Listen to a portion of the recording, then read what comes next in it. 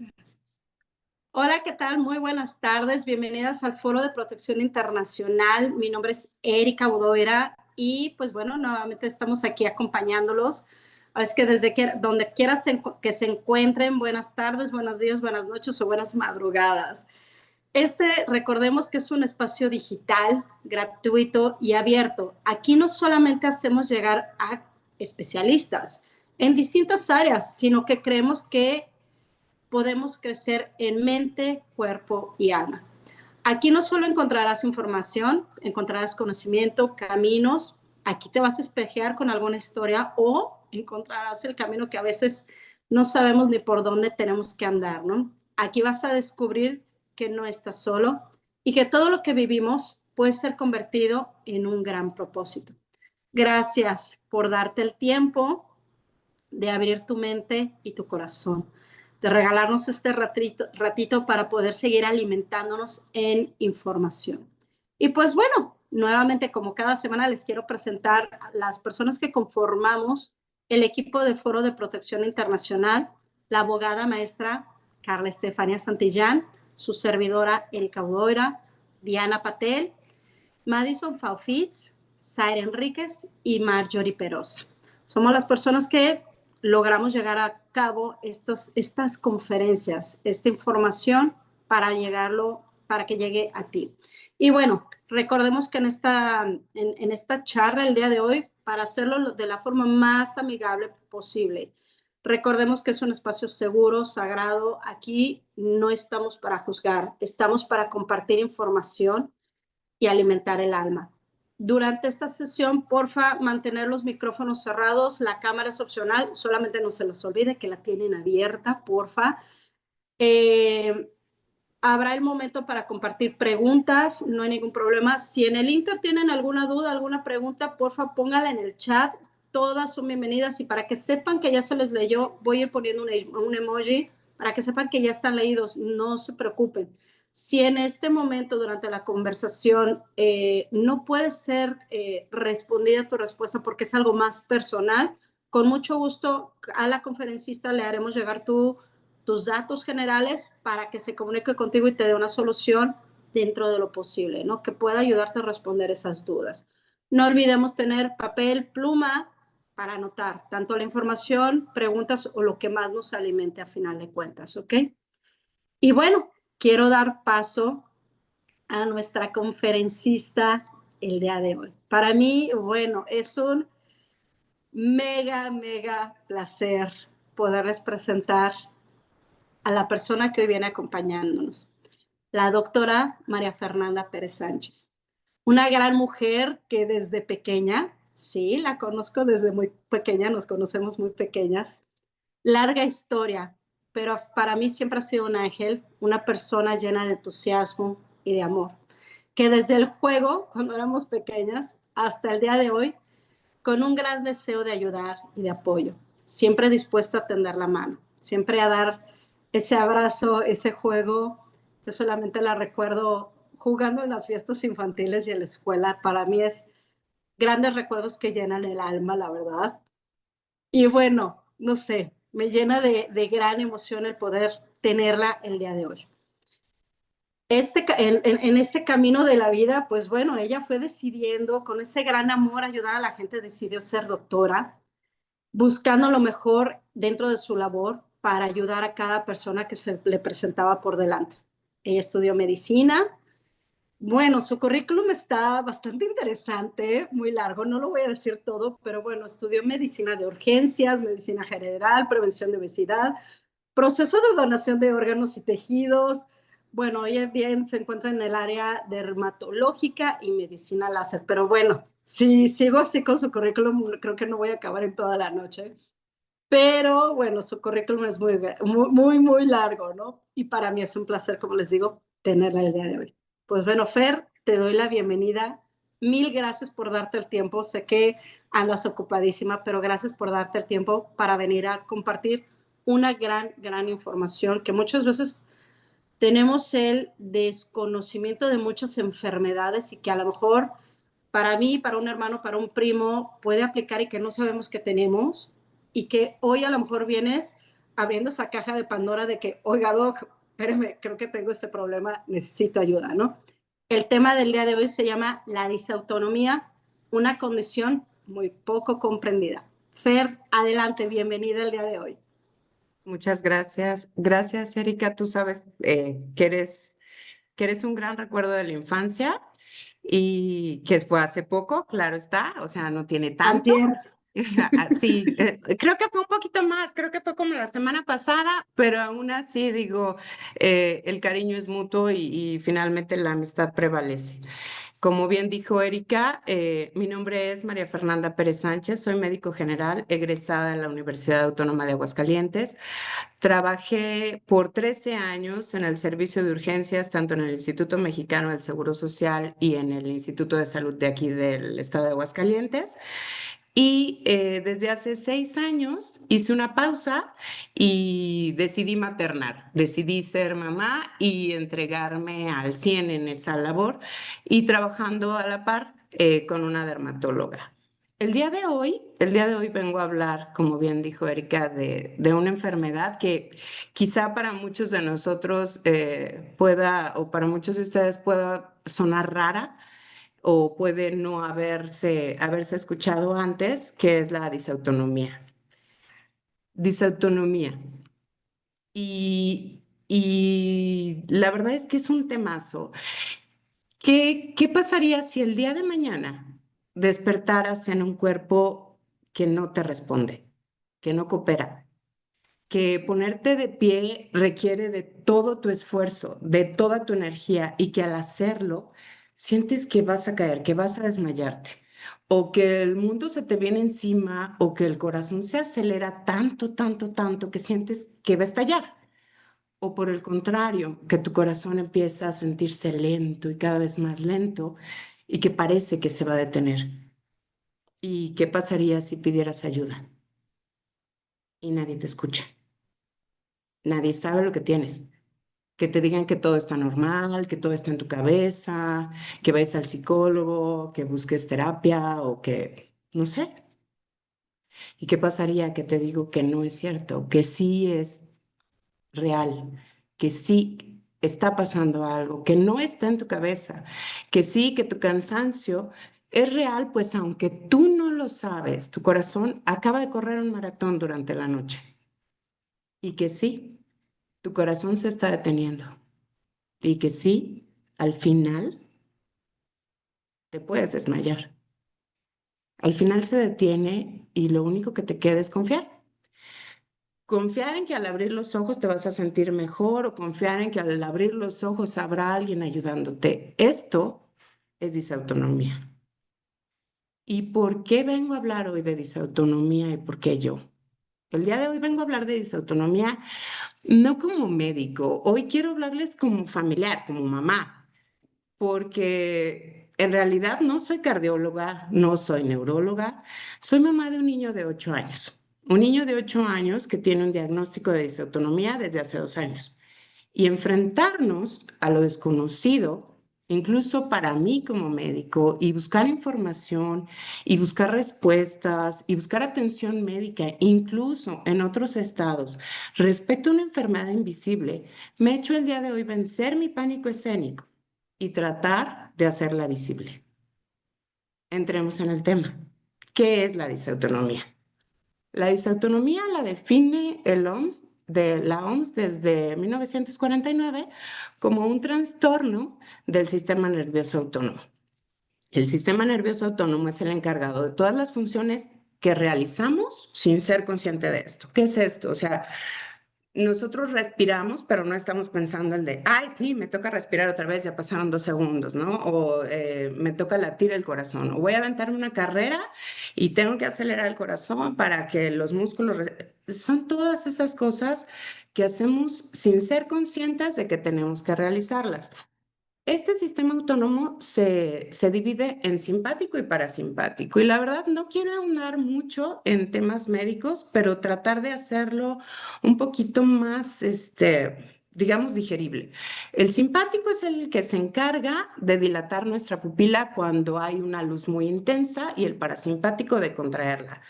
El simpático inhibe la salivación y el parasimpático es el que nos hace babear cuando vemos unas papas con salsa.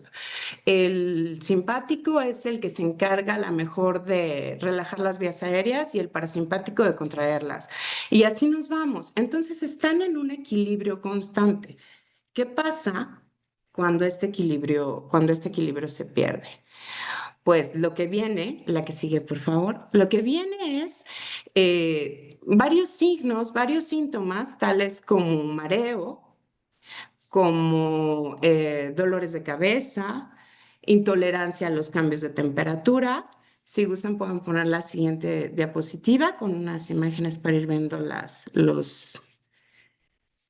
el sistema nervioso autónomo actúa directamente en la liberación de neurotransmisores muy importantes. Unos de estos son la adrenalina y la dopamina. Y conocemos la adrenalina porque es esa, así como, es ese neurotransmisor que nos hace, ¿no? El vibrar, ¿sabes qué? Déjame aviento, ¿no? Me aviento a la montaña rusa y que siento adrenalina. Bueno, son sustancias producidas por nuestro cerebro que son específicamente para pedir ayuda, para dar señales de alarma, para decirnos que hay un peligro inminente de muerte. Entonces, en la disautonomía hay una descarga continua y constante de adrenalina y de dopamina, principalmente. Y esto hace que los pacientes con disautonomía todo el tiempo estén en alerta, en alarma, como si algo muy malo fuera a pasar. Pero como llevan toda una vida con estas cargas de adrenalina, pues obviamente ya no es así como de, ay, ¿qué está pasando? ¿No? O sea, es constante y llevan muchísimo tiempo con esto y lo vamos a ir viendo conforme vaya evolucionando la plática. La siguiente diapositiva, por favor. El sistema nervioso simpático entonces prepara el cuerpo para cualquier situación de estrés y hace que la energía del cuerpo se vaya precisamente a esos procesos vitales, a todo lo que una persona necesita para responder a una emergencia y va a disminuir la atención o va a ser más lentos los procesos menos importantes. Es decir, digamos, en un momento dado, yo lo que necesito en este momento es, no sé, siento que me está bajando la presión o me está... Entonces, ¿qué es lo que pasa? El cuerpo dice, ok, no hay presión suficiente, ¿a dónde me voy? A lo vital, me voy al cerebro, me voy al corazón, me voy al pulmón, me voy... ¿Y qué me importa si los dedos se ven rositas? ¿Me van a entender? ¿Qué me importa las piernas, la digestión, la orina? O sea, trata de darle una segunda importancia a esto para dedicarle toda su atención a corazón, a pulmón, a todo este tipo de cosas. Y cuando esto no es suficiente, pues obviamente decide ahorrar por completo la energía y el sistema de alerta pues no es necesario para mantenernos vivos. Hablar, platicar, eso ya no es necesario. Entonces, ¿qué pasa? Viene este desmayo o vienen los siguientes síntomas que vamos a ir viendo más adelante. La que sigue, por favor.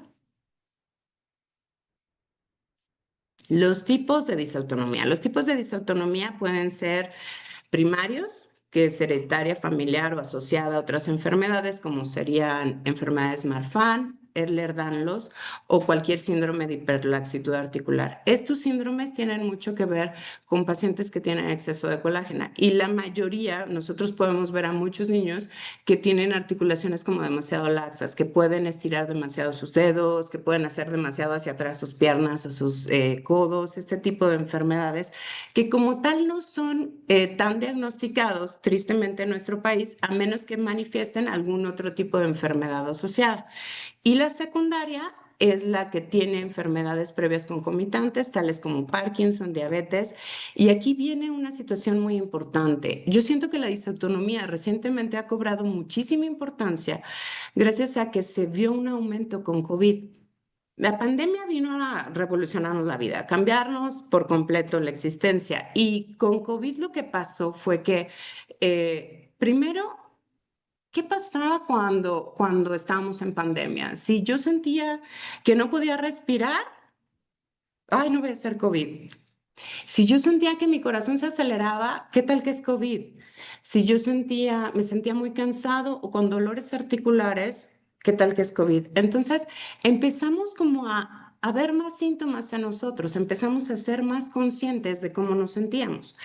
Eso por un lado ayudó a que se pudiera diagnosticar más la disautonomía y se encontró que hay una secuela de COVID que es la disautonomía. Son dos causas. Una, la meramente infecciosa, que la infección causó alteraciones a nuestro sistema inmunológico y que desencadena una disautonomía. Y la otra, la disautonomía prolongada o tardía, que el COVID prolongado o tardío, que es lo que hacía que los pacientes a lo mejor estuvieran mucho tiempo hospitalizados, mucho tiempo en cama, y al momento de reincorporarse viene esta secuela por un COVID tardío que le llamamos en medicina, que es precisamente esto, una infección, una enfermedad por COVID que duró mucho más de lo normal o de lo esperado y que esto nos causa disautonomía por sí solo. La que sigue.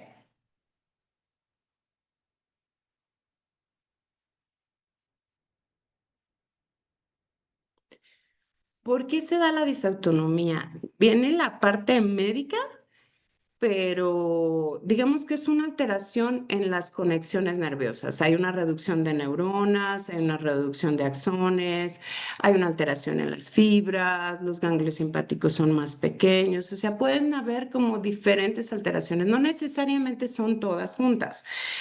Y como el sistema nervioso autónomo conecta el sistema nervioso central con el resto de los órganos del cuerpo, si hay una alteración en el cableado, por decirlo de alguna forma, por mucho que no sea una alteración grave, en algún momento y sobre todo durante el crecimiento, al haber este crecimiento del cuerpo, pues obviamente este cableado a veces, digamos que denota esas fallas que tenía ya desde la fábrica, pero que a lo mejor antes no se notaban tanto.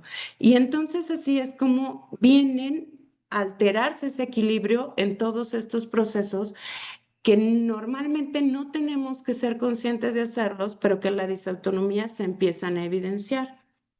La que sigue. Algunos de los signos y síntomas de la disautonomía, como les comentaba, son el dolor de cabeza, lo que es los cambios en la frecuencia cardíaca, los cambios en la presión arterial. Puede haber pérdida del deseo sexual, intolerancia a los medicamentos, fatiga, cambios de humor, ansiedad, intolerancia a diferentes climas. Y esto yo les digo que a veces uno como que normalizas muchas cosas o a veces digamos que haces como no consciente. Por ejemplo, es un tema, yo a mi hijo, desde muy chiquitito, se metía a la alberca y salía congeladísimo. Y yo lo veía que a lo mejor a media clase de natación, el otro estaba ahí temblando y tú decías, ay, ya no payases, ni que estuviera tan fría el agua, ¿no? Y finalmente él salía congelado, salía temblando. Y ahora entonces me empieza como a conectar, ¿no? La ardilla y decir, claro, desde ahí ya tenía datos, pero ¿qué es lo que pasa?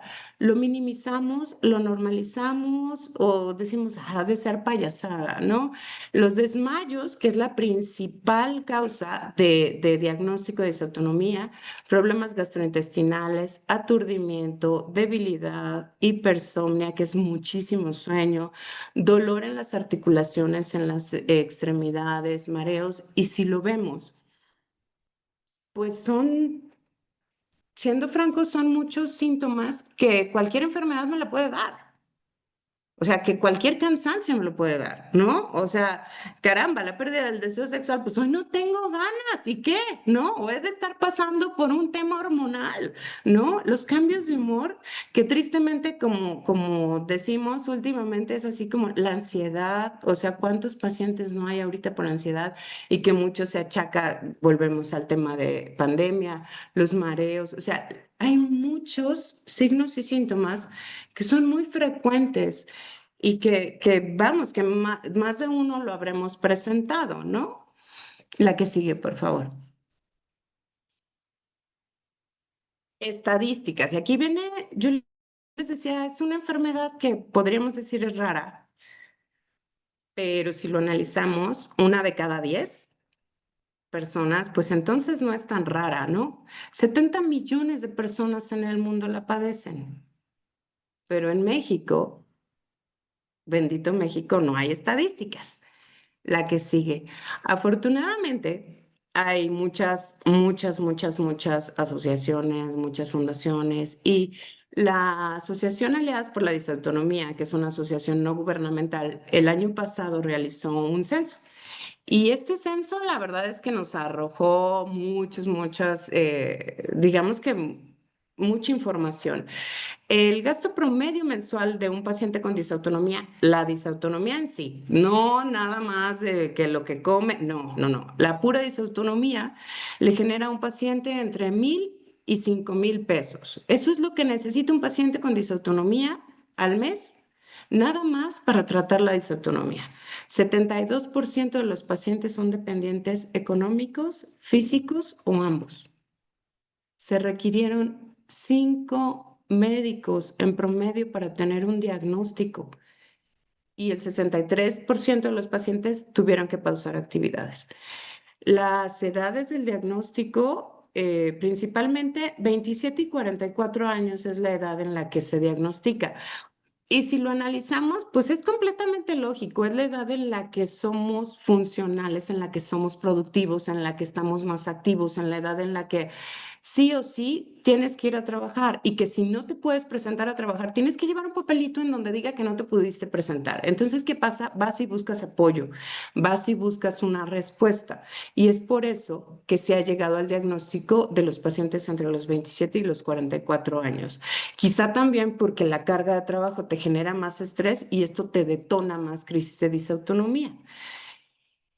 La edad, si lo vemos, de 6 a 12 años, que fue la edad en la que diagnosticaron, el rango de edad en la que diagnosticaron a mi hijo es de las más bajas. Y eso es lo triste, porque si lo analizamos, pues es que es lógico, ¿no? O sea, a los 6 años, pues para empezar, me decía la cardióloga, no es tan fácil que en esta edad se desmayen. Los desmayos vienen entre 13 y 19 años. ¿Qué es lo que pasa en los niños de 6 y 12 años? En los niños de 6 y 12 años vemos a lo mejor niños que pueden presentarte dolores de cabeza. Y un dolor de cabeza en un niño nunca es normal. Nunca. Si un niño tiene un dolor de cabeza es porque hay algo, ¿sabes? O sea, hay algo ahí. La alteración que quieras, pero hay algo ahí. ¿Y qué pasa? Entonces decimos, ay, no, pues es que le duele la cabeza. No, seguro vio mucha pantalla. Les duelen las articulaciones y a mí me llegó a pasar con mi hijo era pues lo que pasa es que está creciendo mucho, entonces incluso sus pediatras, está creciendo mucho y por eso es que le duelen las articulaciones. Dale un diclofenaco en pomadita o dale su paracetamol y pues es por el crecimiento. Entonces, ¿qué pasa? Vamos normalizando y vamos minimizando los signos y síntomas que se nos van presentando. ¿Qué pasa con los adolescentes, 13 a 19 años? Pues si a los de 6 y 12 años los ignoramos, pues a los de 13 y 19 años es de claro, empezamos a encontrar síncopes, desmayos, pero pues lo llevamos al doctor y pues no, el chavo no tiene nada. Entonces, ¿qué es? Está tratando de llamar la atención, ¿no es cierto? Vemos que a un adolescente no se levanta o dice, ¿sabes que estoy muy cansado? Es la edad. Cambios de humor, es la edad. Les duelen las articulaciones, es la edad. Le duele la cabeza, se desmayó, no está comiendo bien. Seguro es por eso, porque como está creciendo y no está comiendo bien, y pues entonces encontramos que las áreas de atención médica a causa de la disautonomía más buscadas son 47% psicología. Pues es que sí, para todos nos mandan a terapia. Y digo, no es que esté mal ir a terapia, ¿no? pero el chiste es que no va por ahí. Te mandan con el psiquiatra porque o no puedes dormir o porque estás de un genio de la fregada o porque sí, pero no va por ahí o porque a lo mejor es que siento palpitaciones, tienes ansiedad y entonces empezamos a medicar. Nutrición, lo que comentaba, porque entonces empiezan a tener estos desmayos y entonces seguramente estás descompensado y no estás comiendo bien. Y ahí es en donde viene el tema. Los síntomas más frecuentes de la disautonomía, pues precisamente son los desmayos. Entonces, viene también obviamente mareos, vienen las náuseas, la presión baja, el dolor muscular, pero es lo que comentamos, o sea, cuántos niños, cuántos chavos, cuántos adultos jóvenes, cuántos pacientes de la tercera edad no llegan a tener precisamente los dolores musculares, los dolores de cabeza, ese tipo de cosas. Psicología, psiquiatría, nutrición, terapia física, todo eso nos ayuda, claro, pero los médicos que diagnostican pues son los cardiólogos y los neurólogos. Tristemente, 77% fue diagnosticado por un cardiólogo y los neurólogos a los que más les compete, pues el 9%. 8% intensivistas, por lo que comentaba de la relación con COVID, y el 4% otro tipo de médicos. Y los estados en México con mayor pacientes con disautonomía es Jalisco, Ciudad de México, Estado de México, Guanajuato, y ya de ahí ya nadie sabe nada. La que sigue, por favor. Como comentaba, la disautonomía así de base se conoce con el síncope o el síndrome postural ortostático, que es cuando al ponerte de pie se te baja la presión. El tiempo que se requirió para un diagnóstico fue, y volvemos, o sea, lo preocupante, ¿no? Estamos hablando de 6 y 10 años, 6 y 10 años para tener un diagnóstico cuando, como les comentaba, en la mayoría de los pacientes son pacientes que inician desde la infancia. El 29% requieren apoyo físico, el 79% empiezan a depender de medicamentos por lo que comentábamos, pues porque entonces tenemos ansiedad, porque entonces tenemos el tema de las aceleraciones cardíacas, de la hipotensión, de este tipo de cosas. Y afortunadamente el 56% de los pacientes censados pueden cubrir sus gastos. Otros diagnósticos que conviven con la disautonomía, y aquí creo que es muy importante, y aquí es en donde a mí me empieza a hacer ruido, es el Ehlers-Danlos, que ya lo había comentado, que es la hiperlaxitud, el síndrome de ovario poliquístico, y como yo les comentaba, la disautonomía es una descarga constante, continua, desde la infancia, de adrenalina hacia nuestros órganos. Y entonces, claro, me hace sentido que de un tiempo acá tenemos síndrome de ovario poliquístico, desórdenes hormonales, hipotiroidismo, fibromialgia. Pues es lógico, si estamos teniendo ese bombazo de adrenalina constante sobre los músculos, sobre el corazón, sobre los ovarios, sobre todos nuestros órganos, claro, llega un momento en el que todo esto se va yendo como una bolita de nieve y se va juntando. La tristeza, la violencia médica, la violencia familiar y la violencia laboral. ¿Por qué? Pues porque obviamente no es algo que se vea y porque el paciente a lo mejor puede decir es que me siento mal, es que me duele la cabeza, es que se les hacen estudios, se les hacen exámenes, los exámenes de rutina no arrojan nada y entonces dice uno, bueno, si desde la casa le decimos, ay, no tienes nada, es que no estás comiendo, o es que estás viendo mucha tele, o es que estás pegado a la pantalla, o es que no estás durmiendo bien, o es que ese tipo de cosas. Y en la casa es que estás loca, o es que ya estás menopáusica, o es que no. Y entonces empezamos a tener todo eso, ok, familiar, ok, laboral, ok, porque necesitamos que sean productivos. Pero el médico. ¿Por qué la violencia médica? Repito, porque son pacientes, y estoy hablando que yo tuve 13 años trabajando en urgencias, son pacientes que te llegan a urgencias y que te dicen, es que se desmayó, o es que de repente ya no puedo caminar que porque le duele todo, y los revisas y los reflejos están bien, y la presión ya está bien, y les haces un electro y todo está bien. Y entonces todo está bien, ¿y qué pasa? El médico dice, ay, no, ¿sabes qué? Pues ponle una alemana, ¿no? O ponle X, o ¿sabes qué? Dale un ansiolítico y que se vaya a su casa. Ahí es en donde viene lo triste.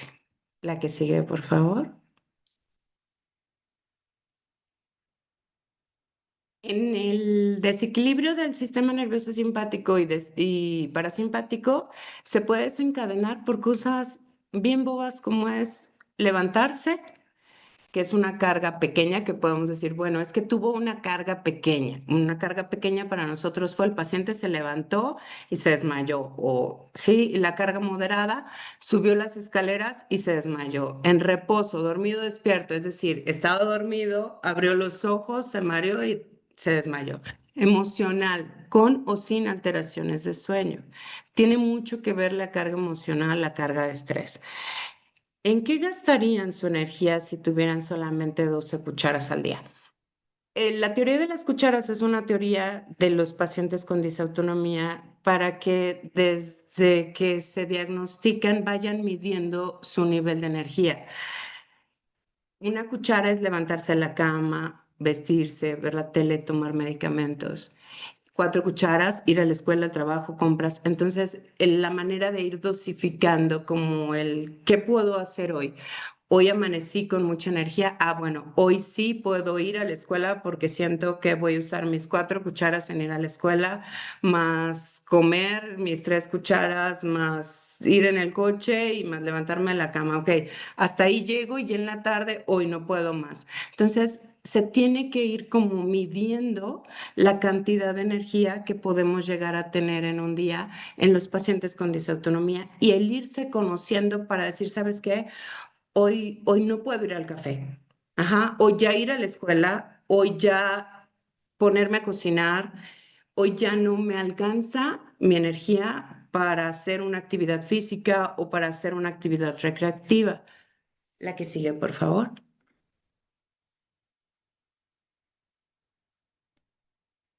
El diagnóstico, como lo comentaba, el diagnóstico lo realizan los médicos cardiólogos o neurólogos mediante pruebas como el Holter, que el Holter es cuando, como un electrocardiograma, nos ponen los electrodos y es una grabadora durante 48, 72 horas y entonces ahí es en donde aparece esas pausas cardíacas, esa alteración en la frecuencia cardíaca. Un Doppler carotidio en algunos pacientes nos puede ayudar mucho. La curva de tolerancia a la glucosa y el que se puede considerar el estándar de oro, el estudio específico es el TILT, que es una mesa inclinada. El paciente se monitoriza, se le ponen todos sus electrodos, se le pone el brazalete para medir la presión. Incluso se le puede poner algunas veces, algunos médicos para hacerlo un poco más completo, se les pone el electroencefalograma y se mide todo. Y entonces es una mesa inclinada en donde van a ir levantando al paciente y se va a ver ese descenso en la presión arterial, alteraciones en el corazón, en la frecuencia cardíaca, este tipo de cosas. Y así es como se diagnostica. No lo encontramos en un examen general de orina, no lo encontramos en una biometría hemática, que es lo más común, en una química sanguínea, en los perfiles hormonales no sale, nada de esto va a salir así. Solamente como comento, en estos estudios que son un poquito más específicos y que como digo, en un electrocardiograma normal, llegan los pacientes, tú le haces el electro y su corazón está normal. Se les hace, por ejemplo, un ecocardiograma y el corazón está normal porque el problema no es el corazón. El problema es el cableado, pero que está a todo el nivel. Claro, el corazón es el que nos da el síntoma detonante por el cual buscamos ayuda, pero no es el único que está sufriendo en sí. La que sigue, por favor, para entender. Entonces, lo que les comentaba, después de un día de trabajo en una persona con disautonomía van a venir el dolor de piernas, la debilidad, la fatiga, mucho sueño, el desmayo, bradicardia, que es cuando el corazón late muy lento, taquicardia cuando se acelera, los dolores de cabeza, el aturdimiento y algo muy común, mucho, muy común, la fatiga cognitiva y la niebla mental, que a veces siento yo que lo normalizamos, ¿no? O sea, es el déficit de atención, es que no me pones atención, o es que ya se te ve el avión, o ese tipo de cosas. Y a veces podemos tener a pacientes que realmente son muy inteligentes, que tienen altas capacidades o que tienen una buena capacidad intelectual, y de repente a lo mejor de tener un conocimiento muy amplio, vemos que están como perdidos. Y a lo mejor son blackouts, son simplemente momentos muy esporádicos, pero que a la larga, como yo comentaba, estamos hablando que son descargas adrenérgicas sobre el cerebro. Y entonces volvemos, se nos empiezan como a venir varias enfermedades que sabemos que últimamente se han hecho más frecuentes y en edades más tempranas. La que sigue, por favor. Puede parecer que los pacientes con disautonomía están sentados, pero en realidad su cuerpo está corriendo un maratón.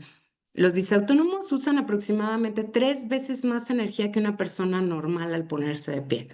Y el corazón de una persona con disautonomía podría estar trabajando 3 veces más que el tuyo.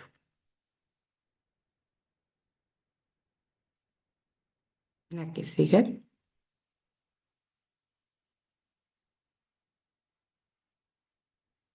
La disautonomía no tiene cura. Y puede oírse, me decía alguien en algún momento, pues bueno, pero por lo menos no es otra cosa.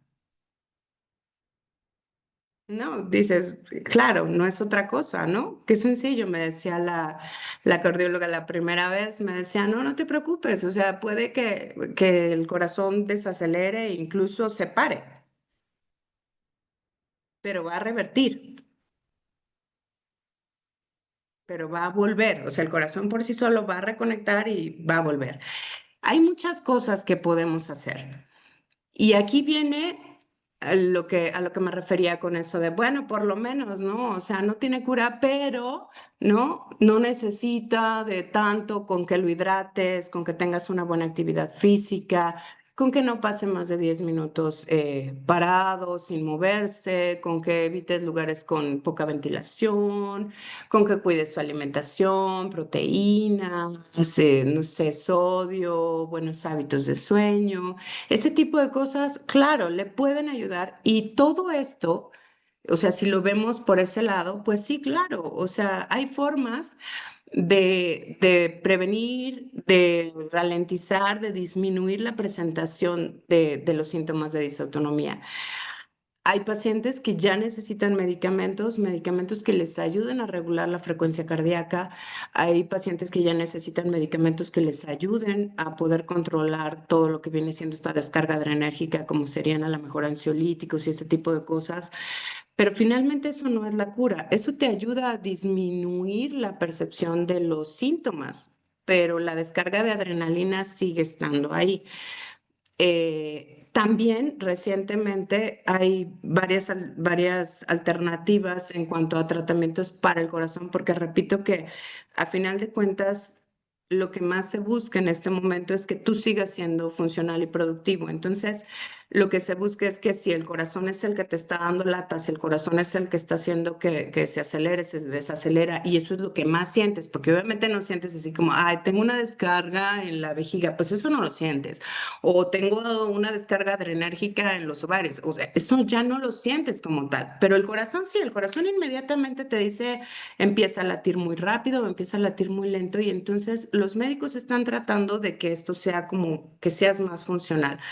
Hay medicamentos, claro, que nos ayudan para esto, pero también hay muchos pacientes llegan a la colocación de marcapasos y una cirugía que es un bypass cardíaco, que se hace como una desconexión de precisamente de este cableado que viene de parte del sistema nervioso autónomo y para que el nodo siga latiendo a ritmo normal o bien, como decía, el marcapasos, ¿para qué? Para que no te dé síntomas el corazón. Pero esto no significa que no esté pasando nada en relación al resto de las descargas adrenérgicas. La que sigue, por favor. ¿Cómo ayudar a un paciente con disautonomía? Recostar y subir las piernas por 15 minutos o hasta que remitan los síntomas o despierte el síncope. El síncope es el desmayo. Hidratar en caso de que el paciente se encuentre consciente, que sea un lugar ventilado o bien que permitamos que el paciente pueda recibir una buena ventilación. Y lo más importante, creo aquí, es acompañar y pedir ayuda. Nuestro, yo siento que la empatía, ok, a lo mejor no entiendo lo que te está pasando, pero aquí estoy y vamos a pedir ayuda y todo va a estar bien. Con eso ya estamos del otro lado, porque yo lo comentaba, por ejemplo, he tenido esta plática en la escuela, he tenido afortunadamente aquí en Aguascalientes, estoy tratando de abrir un poquito más pues la conciencia de este tema. Y lo que yo les decía desde un principio, o sea, en la escuela me decían, pero es que, ¿qué hacemos, no? O mi mamá, la abuela de mi hijo, me decía, es que, ¿qué hacemos? O sea, ¿qué voy a hacer si Luan se siente mal? ¿Qué voy a hacer si Luan se desmaya? Bueno, pues simplemente acompáñalo. Súbele sus piernas, que se relaje y si se desmaya, va a despertar. La que sigue, por favor.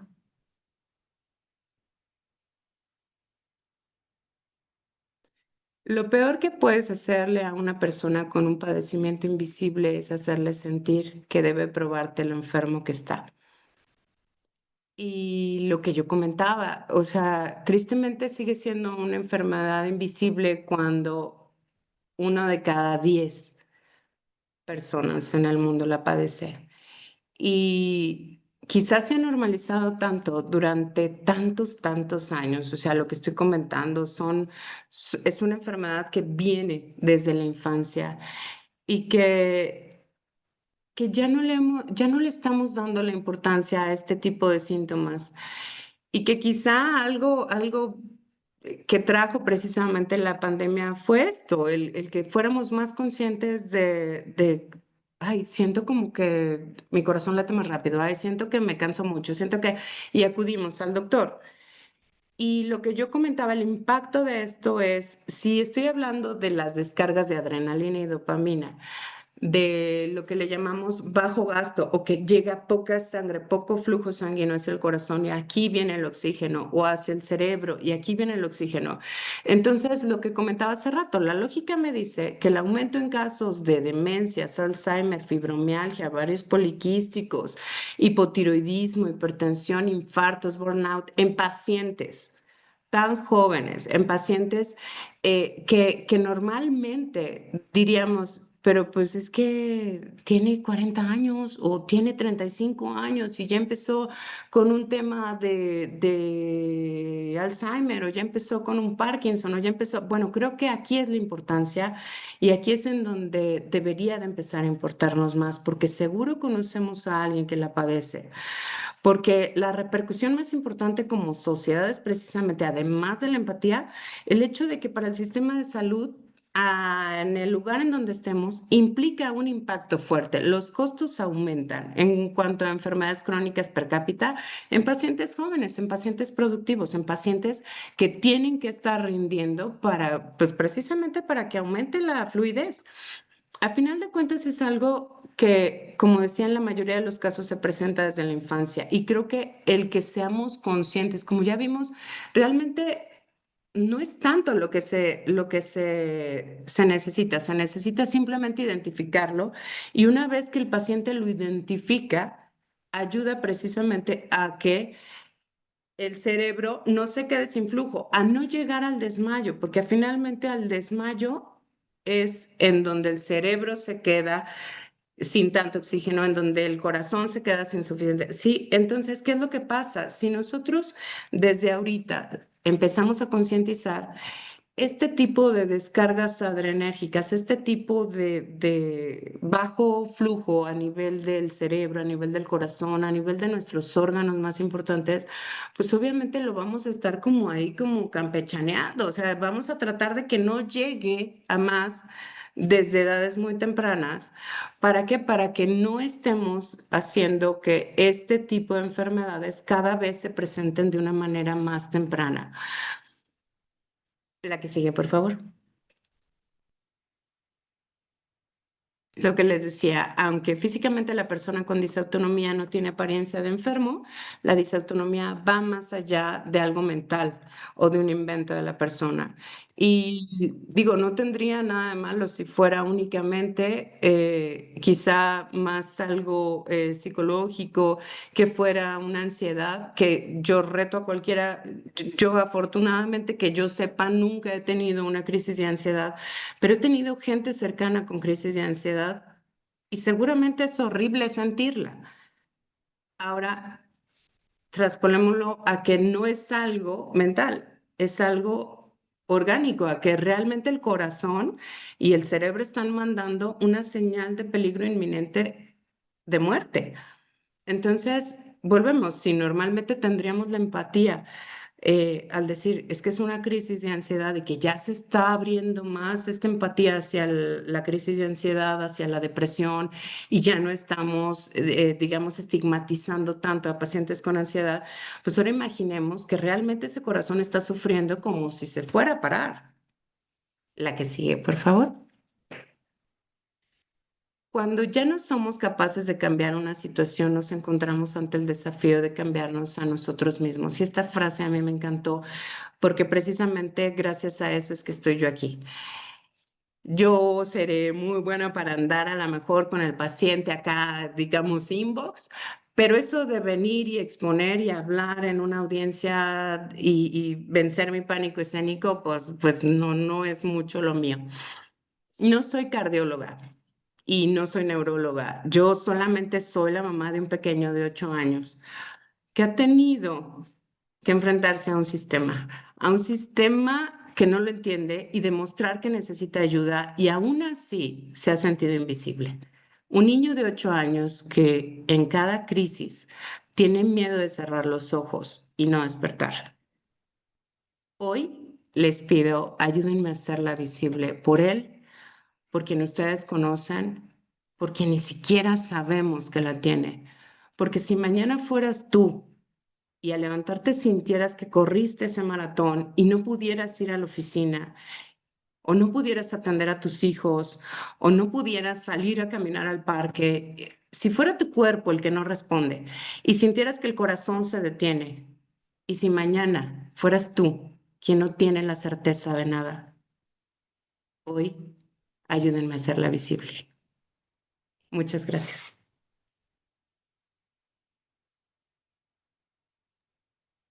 Ay, Fer, me dejas con ganas de llorar. Ciertamente es algo que me vienen muchas preguntas aquí y bienvenidos a todos los que gusten hacer preguntas el día de hoy. El chat está abierto o levanten la mano, abran sus micrófonos, adelante, todos son bienvenidos. Me surgen muchas preguntas aquí. Sí me llena el corazón. A final de cuentas, yo soy nutrióloga y veo mucha gente que llegan conmigo, pero por problemas de traigo ovario poliquístico, traigo fibromialgia, pero es que me cuesta trabajo levantarme. Y que nada más los médicos a veces no te dan el valor o no entienden, como dices, o no se sabe ni siquiera por dónde caminar. Es que ya me mandaron al psiquiatra porque no saben qué tengo, ¿no? Entonces, creo que con este tipo de información nos abres los ojos para mucha gente. Eh, Aquí ya tenemos una pregunta, Fer, si nos puedes ayudar. ¿Existe algún tipo de dispositivo que ayude actualmente en el mercado? O sea, ¿hay algo? Como tal, como tratamiento, no. Podemos, por ejemplo, ahorita los relojes inteligentes te ayudan midiendo tu frecuencia cardíaca, te ayudan midiendo tu presión arterial, te ayudan y te emiten alarmas.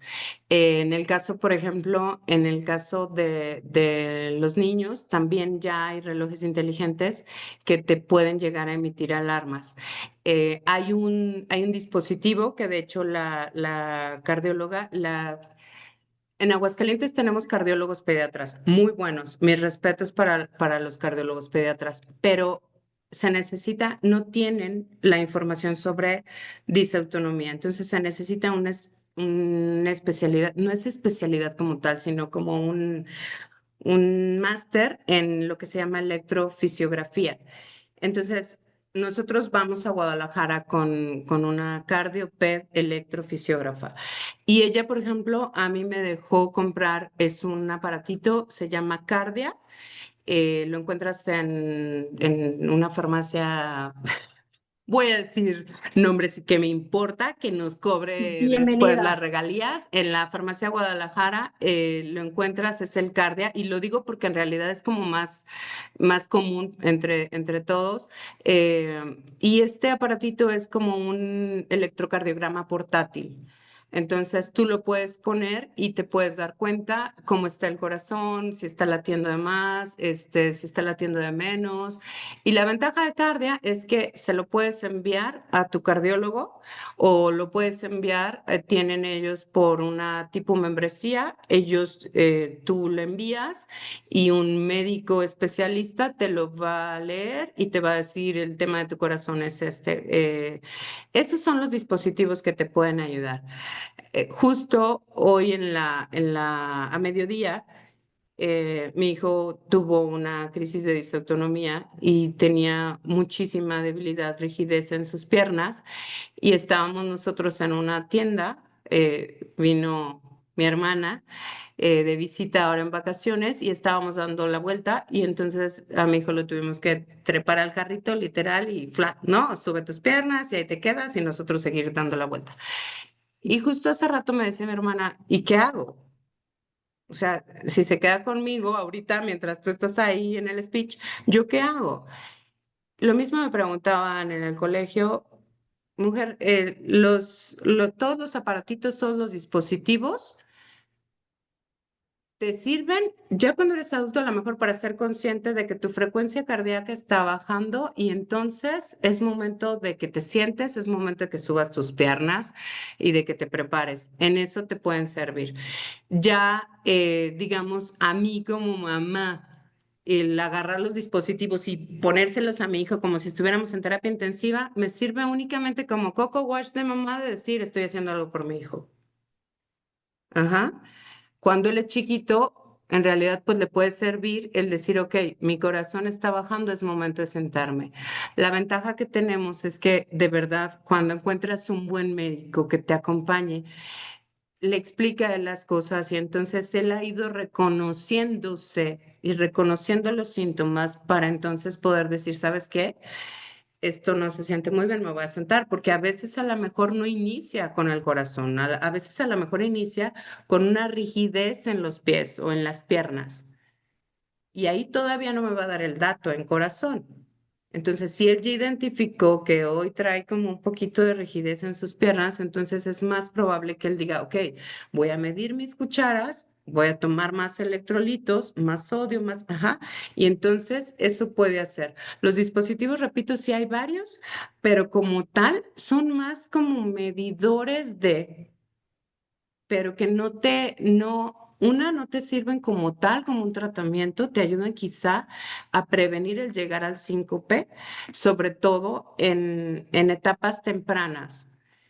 En etapas tempranas de la disautonomía, cuando apenas empiezas como a agarrarle la onda, este tipo de dispositivos, sobre todo los relojes inteligentes, creo que son una muy, muy buena opción porque te van ayudando a medir y la ventaja es que también los puedes ir grabando. Entonces, hay dispositivos que graban durante el sueño y aquí viene también lo importante porque si tienes esa grabación, tú puedes evidenciarle, decirle a tu médico cardiólogo, ¿sabes qué? Tengo la grabación de mi del de mi sueño. reloj. Ajá, a lo mejor entonces ahí puede evidenciarse algo y a lo mejor encuentren algo que les haga ruido y digan, ¿sabes qué? Hay que hacerle un holter. De ahí en fuera, de dispositivos para tratar, ¿no? Pero sí para identificar y que el paciente mismo se pueda ir como tanteando, reconociendo, así como decir, "Ay, ahorita me siento rara, volteas, ves tu reloj, así es cierto, traigo la frecuencia cardíaca baja, entonces te puede ir más bien a ayudarte como paciente a conocerte y a conocer tu enfermedad y cómo se presenta en ti la enfermedad. Como tratamiento, tristemente no. Y como diagnóstico, te digo, puede ser una ayuda, aunque como médico te lo digo, a veces somos muy cerrados y tu reloj me puede decir lo que quieras, pero tengo que hacer mi estudio, ¿no? O sea, la Claro. verdad. Aquí me surgen algunas dudas, Fer. Es muy interesante porque, como dices, cuando son pequeños y que es difícil diagnosticarlo a esa edad, es el niño flojo, el que no quiere hacer las cosas, el que qué exagerado eres, ay, pues es que te duele la cabeza. Realmente, digo, tú como doctora pudiste ver más allá, pero uno como papá, y ya cuando uno tiene varios hijos, como que es un poco más difícil poderlo identificar, ¿no? Como te digo, es el niño flojo. Ay, no es que tiene déficit de atención a lo mejor y no le quiero hacer caso, ¿no? O no que no quiera, sino que no le damos la importancia suficiente, ¿no? Um, Cuando hablo yo de ay, es que el niño flojo, ¿qué tanta puede ser la diferencia? Porque digo, ¿qué tanto tú puedes identificar con tu hijo, ejemplo, él es que no tiene ganas de hacer algo o que realmente su cuerpo le está diciendo, es que no puedo? Él ya lo tiene un poco más identificado lo que le está pasando. Pero tú, ¿dónde pudiste notar esa diferencia entre el niño es flojo o el niño realmente no está, no tiene la pila, ¿no? Mira, pasa algo que yo siempre les digo que quien conoce a mi hijo, cuando lo ve sentado, si dices, agua pasa por mi casa, porque no es un niño que sea un niño, claro, o sea, digamos, es un niño que quizá en algún momento hasta yo dije, es que quizá hay una hiperactividad aquí, pero de repente entonces él se puede quedar sentado armando un Lego, por ejemplo. Eh, Hay momentos en donde cuando tú ya los conoces, y aquí es donde yo siempre les digo la comunicación. Anécdota rápida de cómo encontré la disautonomía en mi hijo. Era un día festivo, un 21 de marzo, mi hijo tenía 6 años y yo estaba acá como buena madre abnegada lavando mis platos y baja mi hijo y me dice, mami, mi corazón se detiene. 6 años. Ay, Dios. Y le digo, claro que tu corazón no se puede detener, si se detiene te mueres. Se va. Y lo sigo yendo a jugar. Baja. Mami, yo ya me voy a morir, pero no me voy a ir al cielo. Yo me voy a ir al cielo, pero no te preocupes. Yo estoy bien, no me duele nada, todo está aquí súper bien. Y yo, ¿pero por qué dices eso? Pues porque mi corazón se detiene. Acto seguido subo corriendo, bajo con el estetoscopio, lo escucho y claro, tiene una arritmia. Mamá loca, psicópata, hijo único, le habla a la cardióloga y vamos a ver qué tiene, ecocardiograma, electrocardiograma, una amiga cardióloga y me dijo, si te sale que no tiene nada, pídele un holter, porque soy médico. Pero Sí. también el escucharlos y el hacerles caso.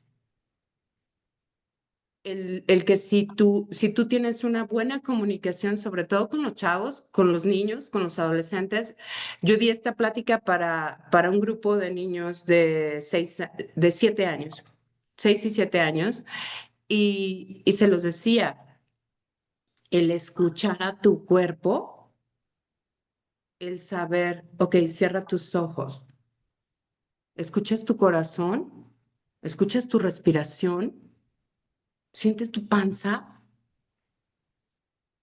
Tus dedos de los pies están fríos, están calientes, están confortables, no están confortables. El que ellos hagan ese ejercicio mental de ¿cómo estoy? ¿Dónde estoy? ¿Sabes? A lo mejor es demasiado, a lo mejor para los niños de clases de yoga virtual, pero dices, finalmente, ¿no? Porque dices, finalmente el que un niño se conozca, que un niño tenga buena comunicación, que tú puedas decirle, tú sabes que me puedes decir todo, tú sabes, y entonces, caramba, lo que decía, un niño, un dolor de cabeza no es normal. Con eso te lo digo. Un dolor de cabeza y un mareo en un niño no es normal. Entonces le buscas, ah, no es el oído, ah, no es, sí. Entonces, si nada te checa, si nada te checa ahí, dices, ¿sabes qué? Pues a lo mejor soltarle ahí al pediatra de, "Ey, no sé nada de esa autonomía, oiga, ¿no? O sea, sí, no, no irá por Claro, ahí. Y si no, yo lo que le decía hace poquito a una paciente, lo que se puede hacer es entonces mandar a hacer tú el holter. Si tú empiezas a palomear los síntomas y empiezas a ver datos y dices, a ver, análisis, mi adolescente flojo que no se quiere levantar y que, pues, que porque le duele la cabeza, ok, no se desveló, ok, comió bien, se hidrató bien. Ok, ¿qué de eso me hace ruido? Y entonces decirle, ¿sabes qué, cariño? Duérmete temprano, hoy nos dormimos temprano. Y empiezas como a tantear, a ver, y vas palomeando, ir haciendo un registro y decir, ¿sabes qué? ¿Para mí qué es? Vas y dices, es que le pueden hacer, por favor, buscarle por el, ¿sabes? O sea, tristemente, ahí yo me metí a muchísimos grupos de disautonomía a raíz de todo esto y le decía a mi mamá, ya me quiero salir. Porque ves a disautónomos adultos en donde están sufriendo realmente muchísimo claro. por esta incomprensión, por esta violencia médica, y dices, tristemente va a ser picar piedra, va a ser llegar y decirle a tu médico, no será disautonomía, no es que yo sepa. Porque aquí viene el tema también, y lo digo como médico, el del ego médico, ¿no? De llegar con un médico y decirle, no puede ser este diagnóstico, oiga, o sea, ahí viene un choque porque a veces pierdes esa comunicación médico-paciente, pero si no le están encontrando nada, Levantar pues la mano. aventar la semilla y decir, si no le encontramos nada, podríamos hacerle, ¿no? Un último estudio antes de que me lo manden al psiquiatra o antes de que le den ansiolíticos. Claro, O sea, no estoy peleada con los ansiolíticos, pero dices, pues sí, pero si tenemos acá un tema de fondo, quizá a lo mejor tratarlo desde el tema de fondo, ¿no? Entonces, quizá eso, escucharlos y en un momento dado ir palomeando en cuanto a los signos y síntomas, llevarlo al médico y si tu médico no le está encontrando nada, entonces aventarle por ahí, ¿no? La indiscreta de, y no cree que pueda ser, ¿no? no podría ser por aquí, por allá. Sí, Fíjate sí, que ciertamente, como dices, es una enfermedad donde se puede confundir con muchas otras enfermedades. O sea, ejemplo, mi hijo, dolor de cabeza, me duele el estómago, siempre inflamado, pero toda la vida vivió así. Y resulta que realmente sí era una alergia al gluten. Con el hecho de quitar el gluten, bueno, tan tan, no hubo mayor problema. Y ya él sabe, si lo come, pues olvídate, el resto del día ya no salió. Pero sí, o sea, aquí él fue el que me ayudó a encontrar el por qué, porque el médico tampoco le hallaba a final de cuentas, pero ya no vive con ese problema. Con que no tome gluten, ya, él ya sabe que lo tiene resuelto. Pero el problema es, como dices, empiezo a quitar una cosa, empiezo a quitar otra, no le encuentro el camino y sigo con el mismo problema, ¿a dónde más acudir? Mencionas que los especialistas son el neurólogo y el cardiólogo para esta enfermedad. así es, Ok. así es. Una pregunta, ya para ir cerrando el día de hoy. Una última pregunta. No sé si alguien más aquí tenga alguna pregunta, pero dices que es una enfermedad con la cual se pueden hacer. Puede ser que no se detone hasta una situación que se viva con exceso de estrés. Ejemplo, como mencionabas, el COVID. Puede ser que siempre estuvo silenciosa, pequeños síntomas sin problema, pero hubo una situación que me hizo exceso de estrés y fue que presté atención a esos síntomas o fue que la detonó. Sí. El tema es, como dices, tenemos aquí ambas. O sea, puede ser que a lo mejor tú no la tenías y que al haber este tema de COVID, esto la provocó.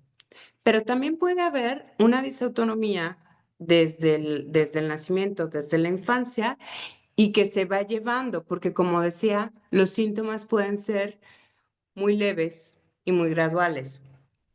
¿Qué es lo que pasa? El cuerpo es maravilloso y entonces te vas adaptando. El cuerpo Ujú. se va adaptando, porque si lo tienes desde la infancia, consciente o inconscientemente te vas adaptando. Eso por un lado. Por otro lado, también hay grados. O sea, hay pacientes, por ejemplo, que tienen trastornos gastrointestinales realmente severos. Severos. Hay pacientes que de verdad viven en urgencias. Veía hace poquito un testimonio de una persona que, caramba, fueron 40 años con los síntomas de disautonomía.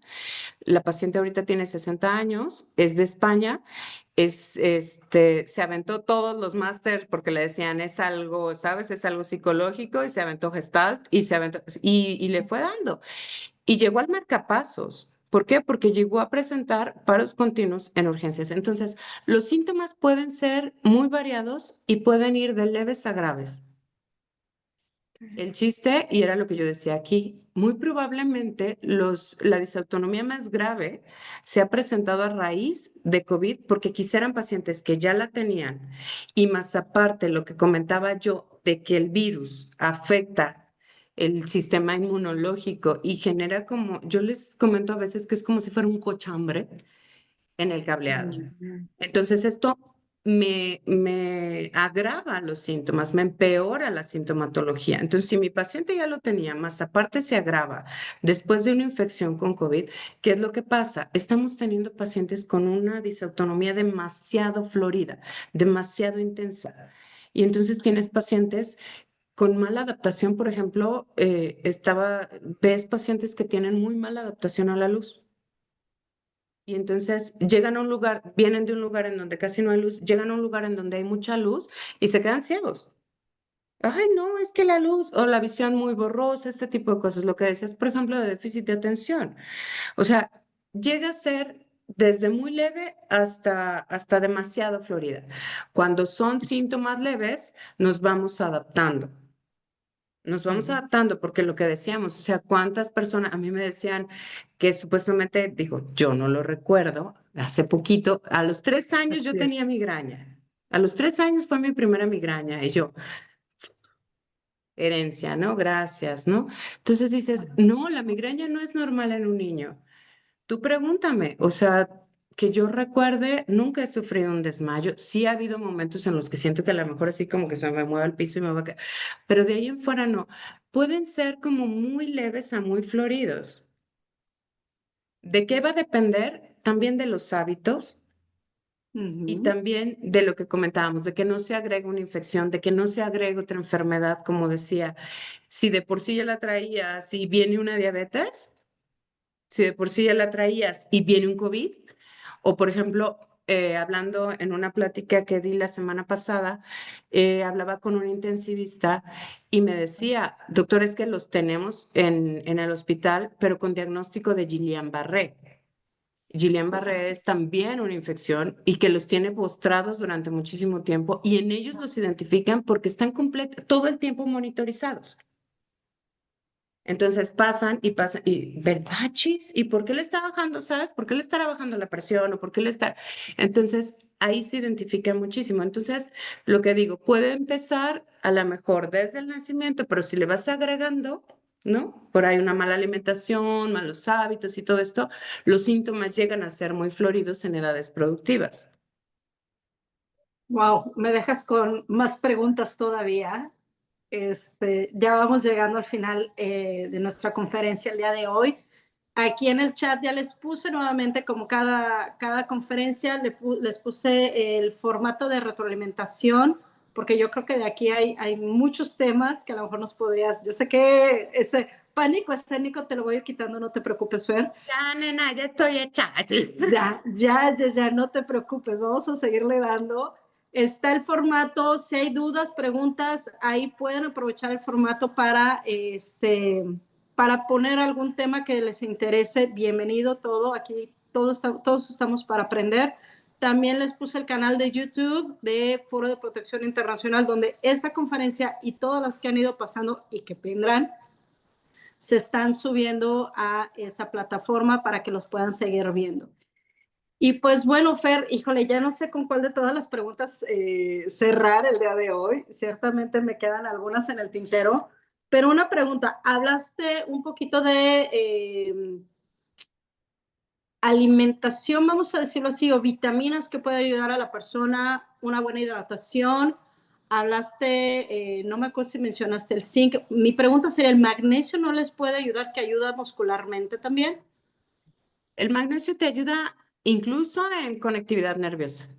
O sea, el Ok. magnesio Ujú. es una hermosura porque incluso te ayuda con el tema de migrañas, el tema de dolores articulares, dolores musculares, porque finalmente el magnesio, híjole, es una hermosura. El zinc también te puede ayudar. Lo que comentábamos del sodio, el perderle el miedo al sodio. Sí. Siento que aquí también tenemos que perderle miedo al sodio y sí, sé que más de un médico me quemaría en leña verde, pero ¿desde cuándo se inventó que tú tomes agua sin sodio? El agua sin sodio te deshidrata. El agua Ujú. sin sodio te deshidrata. O sea, ok, respeto a los cardiólogos y a todos los internistas que obviamente restringen el sodio en sus pacientes, pero creo que tenemos que empezar a perderle el miedo al sodio. No digo que se avienten el salero, pero digamos, de vez en cuando un electrolito no nos hace mal y que contiene sodio. Proteínas. Las proteínas y sobre todo varía muchísimo y respeto cada quien, pueden ser vegetales, ¿no? Por aquello de que haya gente que tenga restricción con los animales, ya sea por ideología o por salud, pero pueden ser proteínas vegetales, las cuales nos ayudan muchísimo a mejorar la masa muscular. Recordar que el tema de la vascularidad, la circulación distal, la circulación periférica, nuestras venas no tienen válvulas. Ajá, entonces, ¿qué pasa con una botella? Por ejemplo, cuando tenemos una botella medio llena, tú la levantas y ¿para dónde se va el agua? Al piso, Ok. para abajo. Y a la tapita no le quedó agua, ¿no? Nuestro cerebro se queda sin agua. Entonces, ¿qué es lo que pasa? Nuestras venas son, digamos, lo que necesitan es impulsar la sangre gracias a los músculos. En los pacientes, por ejemplo, como comentaba, de hiperlaxitud articular, lo que tienen es que es demasiado laxas, es un exceso de colágeno. Nuestras venas son como si fueran calcetines de Navidad, de viejito, así, tanga, tanga, ¿no? Entonces, ¿qué es lo que pasa? No hay suficiente fuerza para regresar la sangre. ¿Qué es lo que necesitan esos pacientes? Masa muscular. Si tú tienes una buena masa Pues, muscular, se va a estar subiendo, bombeando la sangre hacia arriba. Y eso te va a ayudar. ¿Qué es lo que pasa con un paciente con disautonomía y que de pilón tiene hiperlaxitud articular? Cuando se levanta atrás, toda la sangre al piso. Y como no tiene un buen sistema de regreso, si tiene buena masa muscular, le va a ayudar a recuperar la presión arterial. Si está bien hidratado, pues no se va a quedar la tapita sin agua, ¿sabes? Ese tipo de cosas pueden ayudar en relación a lo que comentamos de alimentación, proteínas para que nos ayuden a la masa muscular, magnesio, claro que sí, omega 3, omega 6, el zinc como reparador natural de absolutamente todos los tejidos. El zinc es un regenerador por excelencia. Y sí, yo creo que yo me iría sobre todo con eso, a hablar obviamente también del calcio, todo este tipo de suplementos, pero principalmente hablando de alimentación, una buena dieta en proteínas, de las que prefieran vegetales o animales, pero proteínas, no tenerle miedo a la sal, obviamente ujú. sal marina, ¿no? Sí, Y claro. sí, glutamato sódico, no, por Sí, favor, no, no, pero espérame. Sí, sí, sí, sí. pero de ahí en fuera creo que sobre todo eso, yo me iría con eso, con los que comentaste y agregaría omega 3, omega 6. Y yo te quitaría los carbohidratos, que Sí, son claro, inflamatorios, claro, definitivamente, que claro, se van a claro, porque alterar. finalmente, exacto, finalmente te van a dar descargas intermitentes de una energía vana que a lo mejor de entrada vas a sentir que las puedes todas y a los 2 segundos ya te caíste, ¿verdad? Que te roba toda la energía del mundo. Por acá nos Claro. comentan en el chat, nuestra psicóloga Mariana Carrillo, excelente tema, Fer, gracias por tan valiosísima información. Al contrario, gracias por escuchar. Dime, Fer, si no es mucha molesta, ¿cómo te podemos localizar? Sabemos que estás en Aguascalientes. Viva la En feria. Aguascalientes, sí, estamos en Aguascalientes. Aguascalientes. Si quieres, de todas maneras, paso mi teléfono en redes. Yo soy muy viejita, así es que solamente tengo Facebook, súper retro. Estoy como María Fernanda Pérez. En mail es mariferpersa, todas con minúsculas, @gmail.com. Okay. Y mi celular, de todas maneras, también para cualquier duda, 449-138-2110. Para los que están fuera de México, más el 52. Y con mucho gusto, cualquier duda, cualquier pregunta, cualquier cosa que podamos hacer, porque era lo que comentábamos, fue muy curioso cómo de verdad de repente las cosas se alinean. Dios de verdad no por nada pasan las cosas. Entonces, ese ayudar, ese ser como una brújula, ¿no? Y de pérdida de poder diciendo, mira, hazle por acá, ¿no? Y vente por acá, ese tipo de cosas, con mucho gusto, en cualquiera de esas vías estaré siempre disponible. Aquí en el chat ya les puse yo tu teléfono. Si después me pasas nuevamente tu email para yo poderlo Claro, poner en redes sociales, claro. te va a llevar mensajitos, I'm so sorry, Fer, pero mil gracias por la información, por venir a iluminarnos el día de hoy. Cosas, enfermedades que no valoramos, no tomamos en cuenta o que simplemente pasan desapercibida. Muchísimas gracias. Aquí te escriben, felicidades, buen tema. Saludos también desde Aguascalientes. Mira. Pues bueno, que pasen muy buenas noches. ¿Alguna frase con la que quieras dar cierre el día de hoy, Fer? Hagámosla visible. Es tu Hagámoslo visible. suegra. Es de mi suegra, sí, así es. Ella es vecina tuya. Pues aquí estamos, aquí estamos. Hagámosla visible y lo más importante, no violentemos a los nuestros. Definitivamente. Valoremos ese grito de Escuchemos. auxilio que están Creo teniendo. que lo que más necesitamos en general, a todos los niveles y en todos los sentidos, es escucharnos a nosotros mismos, ser conscientes del instante, de la hora.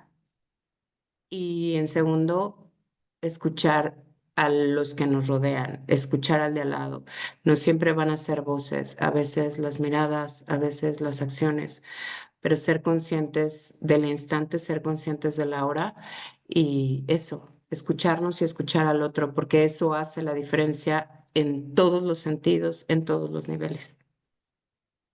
Muchísimas gracias, doctora María Fernanda Pérez Sánchez. Muchísimas gracias por haber estado aquí. Gracias por compartirnos toda esta información. Bonita tarde, que la pasen muy bien. Cualquier cosa, estamos aquí. Las espero nuevamente la próxima semana para nuestras siguientes conferencias. Gracias, que pasen buenas Muchas noches. gracias. Bye.